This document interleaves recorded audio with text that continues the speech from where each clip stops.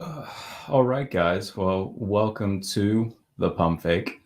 Uh, so, the biggest thing from today, uh, they showed it on Good Morning Football. Pro Football Focus released their top 10 coaches list, their 2022 NFL head coach rankings, to be specific on what it was. And that's what we're going to focus mostly on today. And look, somebody explained this to me on Twitter today, but it gave my brain, it made me tired.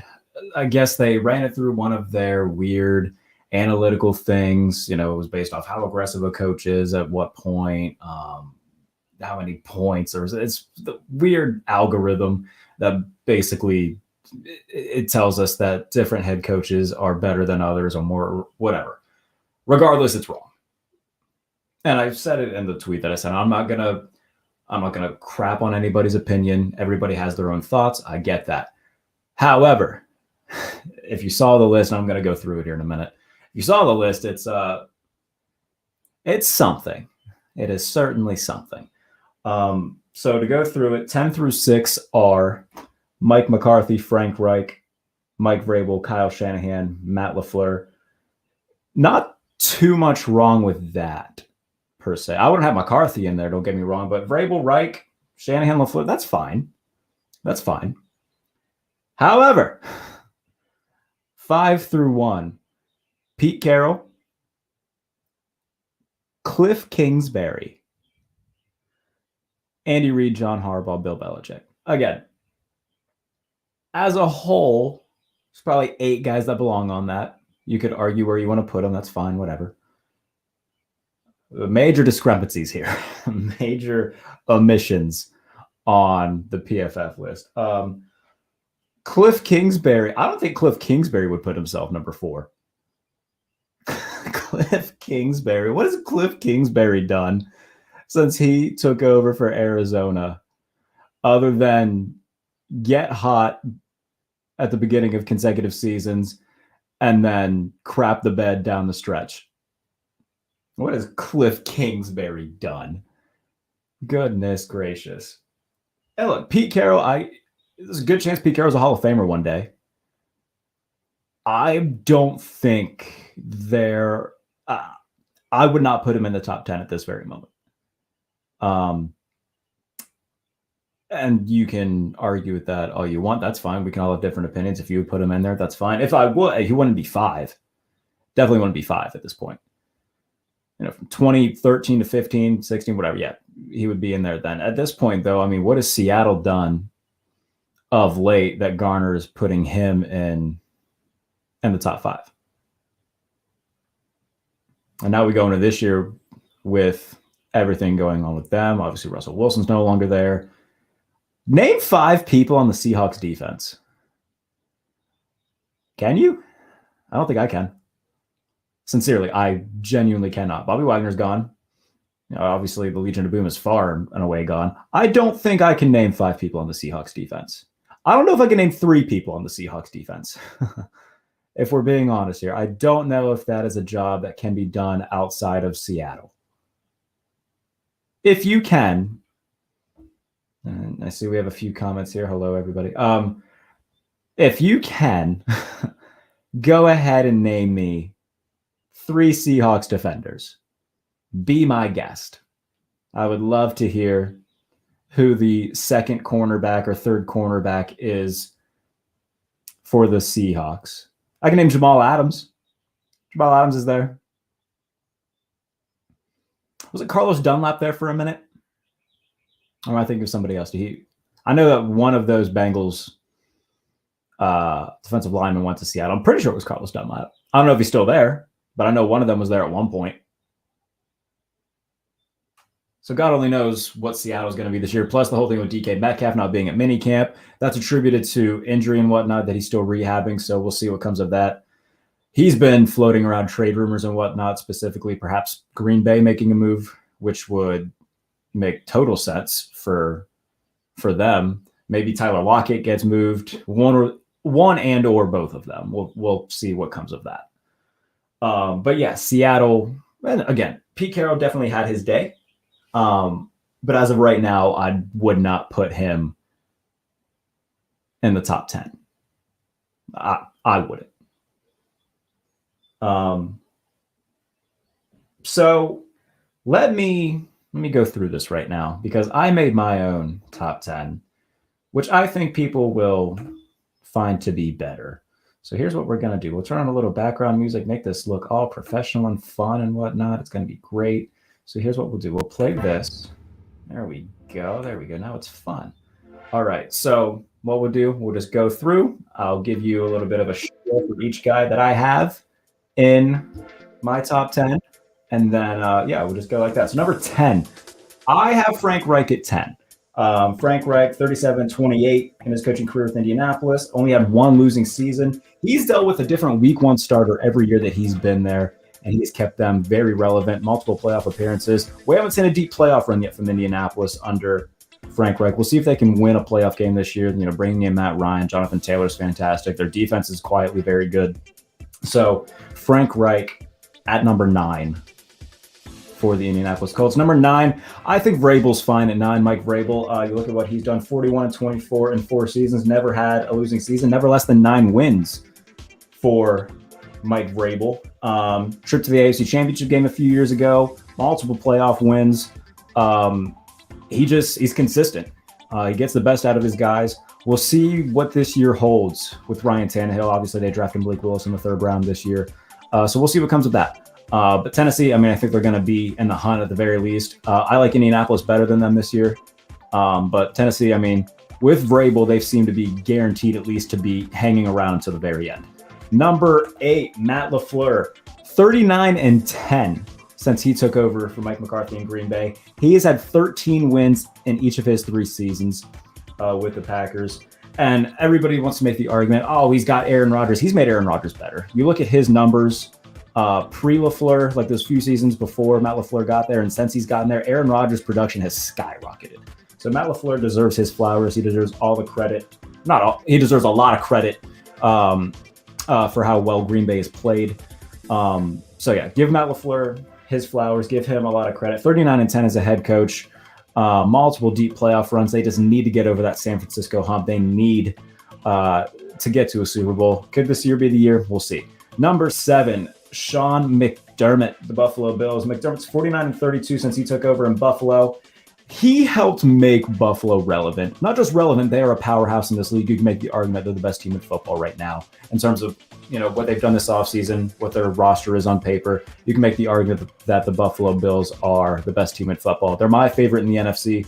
Josh Allen just keeps getting better. And look, there's not many holes on that team right now. They've drafted really well. McDermott in stereo with that brilliant front office, with Brandon Beane and everything that they've built. They deserve an immense amount of credit. Sean McDermott was absolutely the right guy to bring in to replace Rex Ryan when they did it. So Sean McDermott is number 7. Number 6 is Kyle Shanahan. I'm hesitant to really go in hard on Shanahan because he's got more losing seasons than winning seasons. A lot of that can be attributed to injury, the fact that, they had god-awful quarterback play when he got there, so that's fine. 2 NFC Championship game appearances, 1 Super Bowl appearance, led by 10 against Kansas City in the 4th quarter, just let it slip away. We'll see what happens this year with Trey Lance. They don't have an easy schedule, so this will be a big proving year, not just for Trey Lance, not just for, the stars on that roster, but for Kyle Shanahan and John Lynch too in San Francisco. So Kyle Shanahan is number 6. John Harbaugh. You can make the argument that John Harbaugh is the most underrated coach of his era. Just consistently in the playoffs, in the hunt. And he adapted on the fly when he decided to give Lamar Jackson the nod over Joe Flacco. Built the offense to Lamar's liking and just rolled with it. And now, when they're completely healthy, they're one of the best teams in the NFL. One of the more dangerous teams in the NFL, one of the hardest teams in the NFL to play against. So John Harbaugh deserves a ton of credit for how successful Baltimore has been since he took over in 2008. A Super Bowl win to his resume as well. So yeah, give John Harbaugh his flowers. Fantastic, fantastic coach. Number 4, Sean McVay. Sean McVay is the best offensive mind in the game today. You look at the success that he has had already since he took over in, was it 2017? Was his first year with the Rams. There's only been 1 year, I believe, that the Rams haven't made the playoffs. He went to the Super Bowl with Jared Goff. And he's made it to 2 Super Bowls with completely different guys in starring roles, completely different cast of characters. The first time around, it was Jared Goff, Todd Gurley, Brandon Cooks. This time around, it's Matthew Stafford, Odell Beckham, Cooper Kupp. Aaron Donald's been there as well and whatnot. Jalen Ramsey on this side of it too. But offensively, I mean, 2 just completely different cast of characters in such a short span of time. And to get to 2 Super Bowls with all of those moving pieces, that speaks to how great Sean McVay is. And I don't think they're done. Would not surprise me to see them back in the Super Bowl this year with all the moves they've made. I know that they've lost a little bit of depth, but when you add Allen Robinson to an already really good receiving core, you add Bobby Wagner in the middle of that defense. I mean, they're going to be hard to beat, and they're likely going to be the favorites in the NFC because of it. So Sean McVay, still extremely young. I know there was murmurs about him maybe retiring to take a TV deal this year. It doesn't seem like that's going to happen anytime soon. So, I mean, he's still got a ton of time to add more Super Bowls to that resume, and it would not shock me at all if he did it. Number 3, Mike Tomlin. Never a losing season since taking over for Bill Cowher in 2007. Tomlin has been the personification of consistency, excellence, humility. He is one of the most liked coaches in the NFL. Tomlin in one way or the other, along with Gruden, who I know is controversial now, but they kind of ushered in that era of, players, coaches. He was really young when he took over, became the youngest head coach to ever win a Super Bowl, which Sean McVay has since topped that record. 2 Super Bowl appearances, never a losing season. He might have done his best coaching jobs over the past couple of years. Last year, starting off so poorly at 1-3, they finished 9-7-1 to get into a wild card spot, and then a few years ago, when they lost Ben Roethlisberger for the year, and he dragged them to an 8-8 record with Mason Rudolph and Devlin Hodges. So Mike Tomlin, great defensive mind, but trusts his guys and gets the absolute best out of all 53 guys that suit up. So Mike Tomlin, future Hall of Famer, one of the very best coaches in the NFL today. Number 2, Andy Reid. Andy Reid's kind of had 2 careers in one. I mean, he was fantastic in Philadelphia, got them to 1 trillion consecutive NFC championship games, got them to a Super Bowl. They were a perennial playoff team. They were one of the powerhouses in the NFC in his time there. And then obviously, at the end it got bad and they moved on to Kansas City. And then in the past few years, they have been the embodiment of just pure excellence and domination in the NFL. 2 Super Bowl appearances already with the Chiefs, a Super Bowl win, that elusive Super Bowl win for Andy Reid and the Chiefs a few years ago. And look, this might be somewhat of a gap year. You look at what, the pieces that they lost. They lost Tyrann Mathieu. They lost Tyreek Hill via trade. They've got a lot of different guys that will make up their team this year, but Patrick Mahomes is still there. Travis Kelce is still there. And then we got Andy Reid and Eric Bieniemy still on that coaching staff. They're going to be fine. They're still going to be a playoff team. They're still going to be nobody's going to want to go to Arrowhead in January. So Andy Reid, he gets the absolute best out of his guys. Fantastic play designer, fantastic offensive innovator, offensive mind, future Hall of Famer without a doubt, and one of the best coaches in the NFL. And then number 1, you can still say Bill Belichick is the best coach in the league. And I wouldn't really argue with it. If you want to say that Andy Reid or Mike Tomlin is number 1, wouldn't really argue with that either. This is going to be a really interesting year for the Patriots. Having Matt Patricia call plays is certainly something, isn't it? But look, we'll see. Belichick gets the best out of everybody, and that's an understatement. Nothing I say will be news or new to hear from anybody. I mean, the past 20 years, with New England, they've had 2, dynastic runs in the early 2000s and then in the late 2010s. Belichick he's undoubtedly the greatest coach in NFL history. He's got 1 trillion Super Bowl rings. And then, going into last year where, everybody thought Cam Newton was going to be the starter, he just outright cuts Cam Newton, and then they roll and get into the playoffs with rookie Mac Jones. It speaks to how how great Belichick is, the attention to detail, and getting every ounce of anything you can get out of any player. Look at what they were working with last year on offense. It was Mac Jones, tight ends, Hunter Henry and Jonnu Smith. No really star running backs, no star receivers. Defensively, they're pretty old. I don't know how they got to the playoffs. If they don't have Bill Belichick, they probably don't. So he's the greatest coach of all time for a reason. And there's no really denying that. So that is my top 10 coaches list in comparison to that of Pro Football Focus. And again, whatever algorithm they used or however the hell they did it, whatever. They Matt Verderam and Mike Tanier today on Stacking the Box were talking about it, and Tanier made a great point saying, let's just start doing lists, because that's the only thing that gets attention at this time of year. Not the hard work that everybody else puts in at great sites, like Football Outsiders or the things that Matt does at Fansided, which, they get attention in their own right, but nothing gets this national attention like lists. And so maybe he's got a point there. And I just gave them 20 minutes. So congratulations, Pro Football Focus. That is my top 10 list of NFL head coaches today. Now, the other part of this, and I tweeted it out when I said, okay, this is what we're going to do tonight. The Miami Dolphins. Let's talk about the Miami Dolphins for a minute, because this is a team that is getting a lot of attention for the noise that they've made this offseason. And rightfully so. When you're a team that does all of the things that Miami did this offseason, you're going to get a lot of attention. So let's talk about them. Last year started off 1-7. It was miserable. They lost a few close games. They lost to Atlanta. They lost to the Urban Meyer-led Jaguars in London on a last-second field goal. They were rock bottom throughout the first half of the season. And then they rattle off 7 consecutive wins, finished the year at 9-8, just half game outside of the wild card, because Pittsburgh went 9-7-1. So they finished just outside of the wild card. But let's add a little bit of context to that.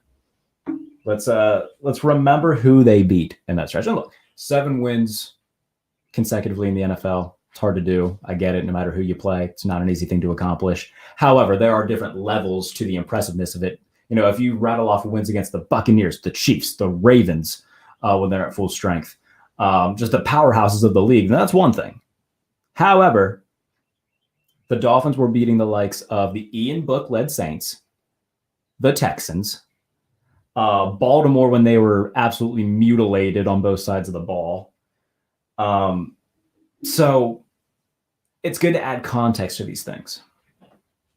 And I'm actually going to pull up their entire schedule last year, because I don't want to misquote anything or get any games wrong. So we'll go in order of who they all beat. So if this loads. All right. That's 2022. Journalism at its finest, ladies and gentlemen. All righty, here we go. All right, so they start off 1-0. They beat New England week 1 in an ugly game. And then they lose to Buffalo 35-0. That was the game that Tua got hurt, and they practically had Jacoby Brissett that entire game. They lose in overtime to Vegas, 31-28, 27-17 the Colts. They get humiliated by Tampa Bay, 45-17. They lose on the last-second field goal to Jacksonville, 23-20. They lose, I believe, on another last-second field goal to Atlanta at home, 30-28. And then they lose to Buffalo again in the rain, 26-11. And then they start this win streak, right? So 17-9 over Houston, who were the consensus worst team in the league coming into the year last year. So that's not exactly an impressive win, 17-9. They beat Baltimore on Thursday night. And again, offensively, Baltimore didn't adjust to what the Dolphins were doing. They were just sending pressure every play, sending 5-6 guys. Baltimore couldn't answer it. It was great and everything. However, Baltimore was also without their 2 star cornerbacks, all of their running backs. God only knows who the hell Lamar was throwing to, not named Hollywood Brown or Mark Andrews. And look, that's fine. You don't pick who you play. I get it. However, context is still a thing. So they beat Baltimore. By the way, also on a short week. So then they beat the Jets. The Jets, who were really bad last year. And I believe that Zach Wilson didn't play that game because he was hurt. And it was either Joe Flacco, Mike White, whoever they were starting at the time. It wasn't Zach Wilson. And even if it was Zach Wilson, I know he finished off the year really strong, and I think he's going to play well this year. Zach Wilson was bad in the early part of last year and before he got hurt. So it's not as if beating the Jets is exactly something big to hang your hat on. And then they beat the Carolina Panthers, who that was the game where Cam Newton looked like me playing quarterback. I think Cam Newton completed 4 of 90 that day. Oh my God, Cam Newton was god awful that day. So 33-10 over the practically Jarrett Bailey led Carolina Panthers that day. You could have started the ball boy for Carolina. It would have been a better idea than starting Cam Newton. Jesus wept. So 33-10 over the garbage can led Carolina Panthers. And then I'm sure somehow Cam Newton found a way to blame a woman afterwards. Oh, goodness. And then they beat the Giants, who were led by Mike Glennon. Huzzah. They beat the Giants 20-9. The Mike Glennon-led Giants. Is there an easier stretch at any point in the season for any team than going from Cam Newton, from what he was last year, to Mike Glennon, who has a legitimate argument for being the worst quarterback to ever start a game in NFL history? That's a gift. Then they had their bye week, and then they beat the Jets again by a touchdown. And then they beat Ian Book on Monday Night Football. Those are the quarterbacks, by the way. Look at who they're playing. The ghost of Cam Newton, who looked like a ball boy last year. Mike Glennon, who's 9 feet tall and stinks. The Jets twice. At least one of those was without Zach Wilson.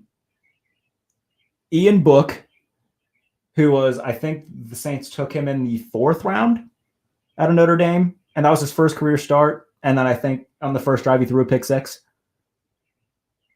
And then, so the game against New Orleans, that was the 7th game in their 7-game win streak. And then they get absolutely destroyed by the Tennessee Titans, 34-3. And then they beat New England for the second time. However, New England had a lot fall their way last year too. And they turned out to be somewhat of a sheep in wolves' clothing, as we saw in their wild card game against Buffalo.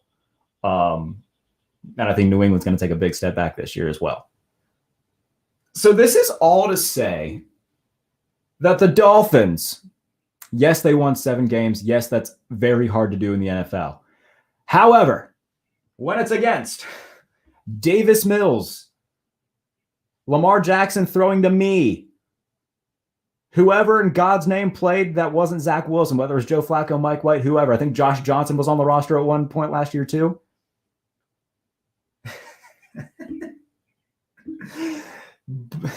Cam Newton going 4 for 90 for 13 yards. I actually want to see if I can bring up the box score to that, because I'm having too much fun just laughing at that. And then they beat Mike Glennon.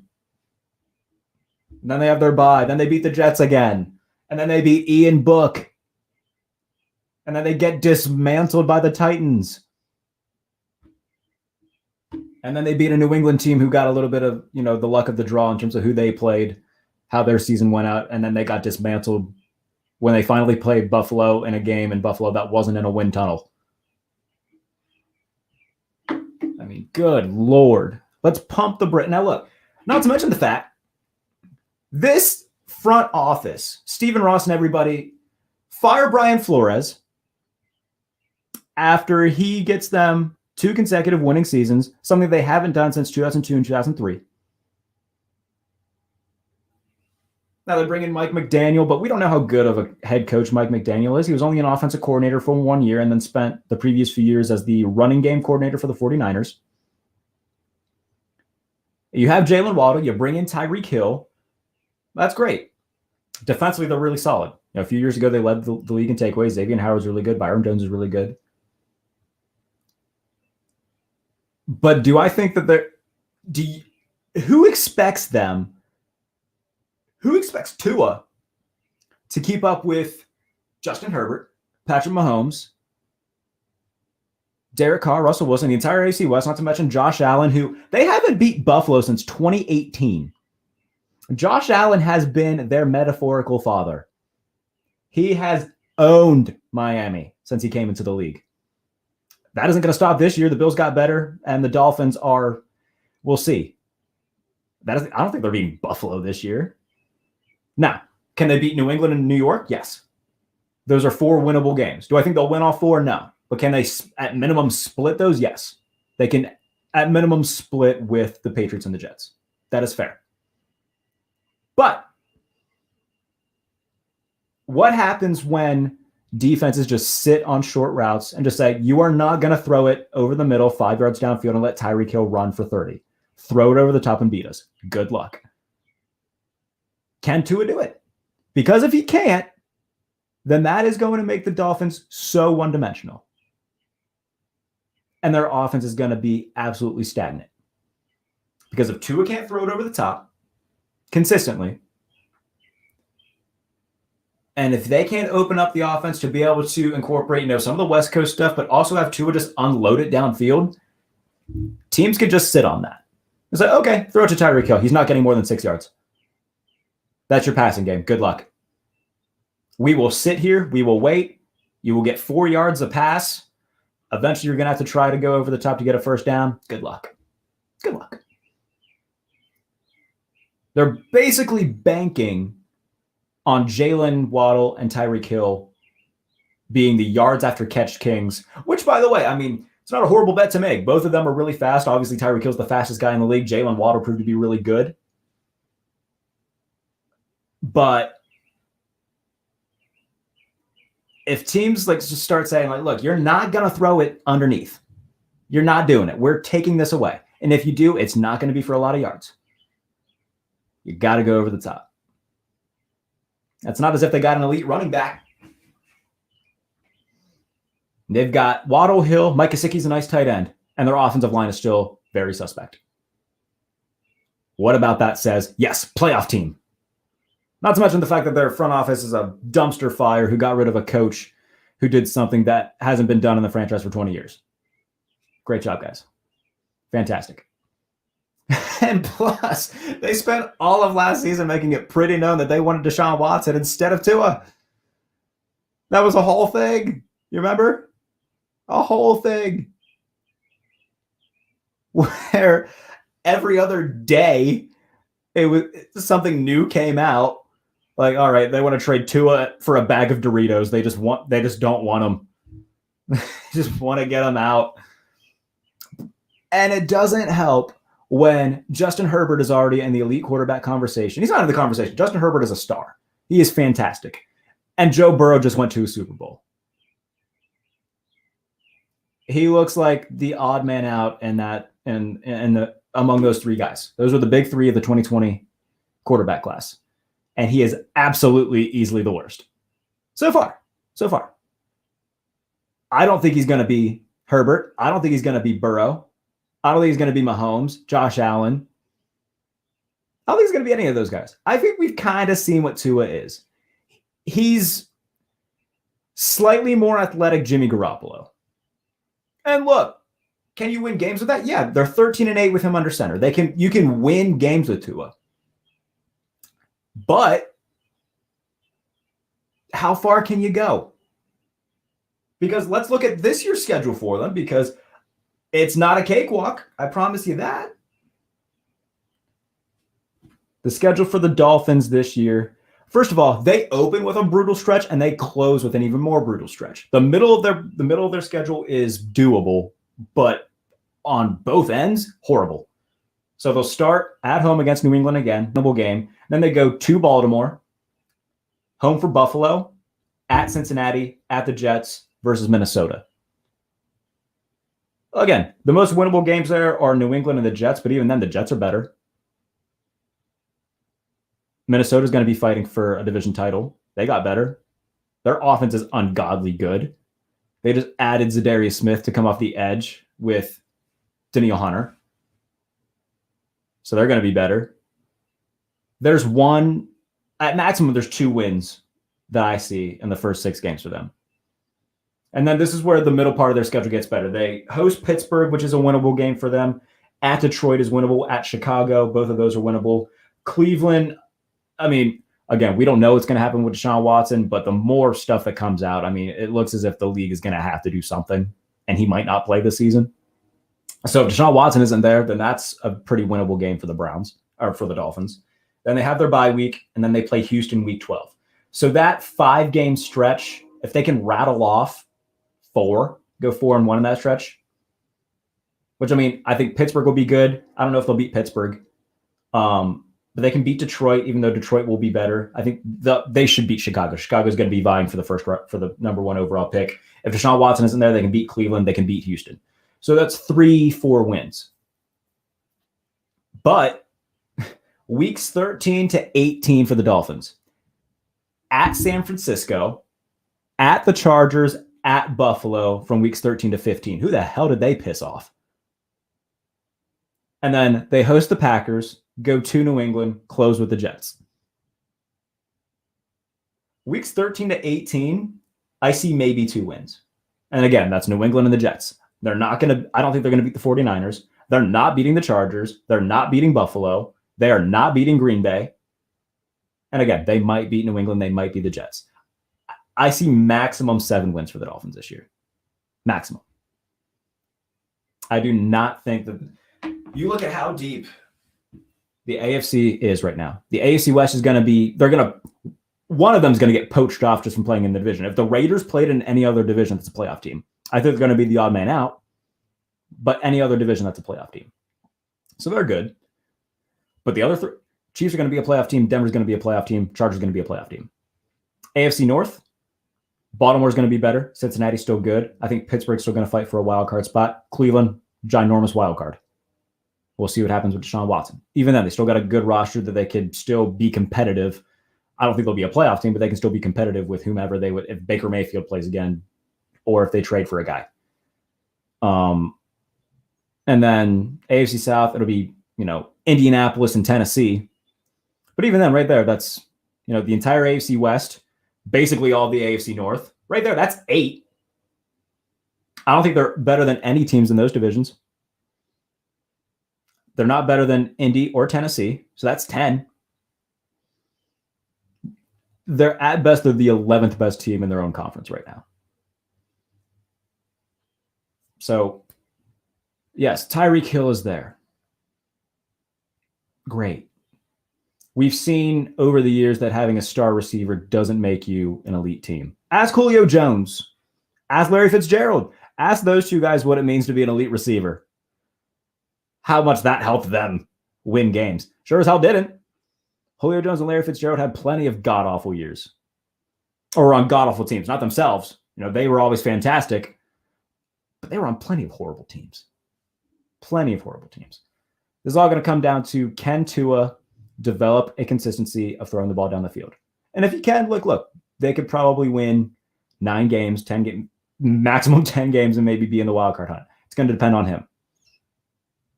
But right now, at best, they are the 11th best team in that conference. And I do not think they're going to be a playoff team. And look, if they aren't, if he struggles, they're going to have serious questions to ask themselves this offseason. Because if he can't take a leap from serviceable starter to, okay, that's our franchise guy, we've seen that teams are impatient anymore. They can go try to find another one and cut their losses. So a lot of pressure on Miami Dolphins, a lot of pressure on Tua Tagovailoa. So, all right, thanks for tuning in, guys. We'll do this again soon. Later on in the week, go follow me on Twitter at JBaileyNFL. No Notes. Yes, No Notes is making its debut next week. Sean Ross Sapp of Fightful Select and Fightful.com will be the first guest. If you didn't see it, basically the premise of the show is I sit down with people, sports, broadcasting, entertainment, whatever, and it's just guys talking. There's no research, no notes, just kind of talking about life a little bit, talking about how we got where we are. And it's going to be fun. So Sean Ross Sapp, if you like wrestling, you know who Sean Ross Sapp is. He's the biggest name in wrestling media right now. Fantastic, great dude. I'm excited to actually sit down with him. Haven't actually sat down with Sean before, so this will be fun. Sat in for him once with Kate, if you remember, on the SmackDown and Rampage post show, so that was a lot of fun. So I'm excited. He lets me do stuff for him, which I'm very grateful for. I'm excited to actually sit down with him and talk to him. So that'll be a lot of fun. So go follow the No Notes Pod on Twitter as well. Follow the Pump Fake Pod on Twitter. So many things to follow. So yeah, at Jay Bailey NFL, you'll get all the details from everything going on there as well. Appreciate everybody for tuning in. I'll see you soon on the 900 shows I'm doing now. So I appreciate it. Thank you for tuning in to the Pump Fake.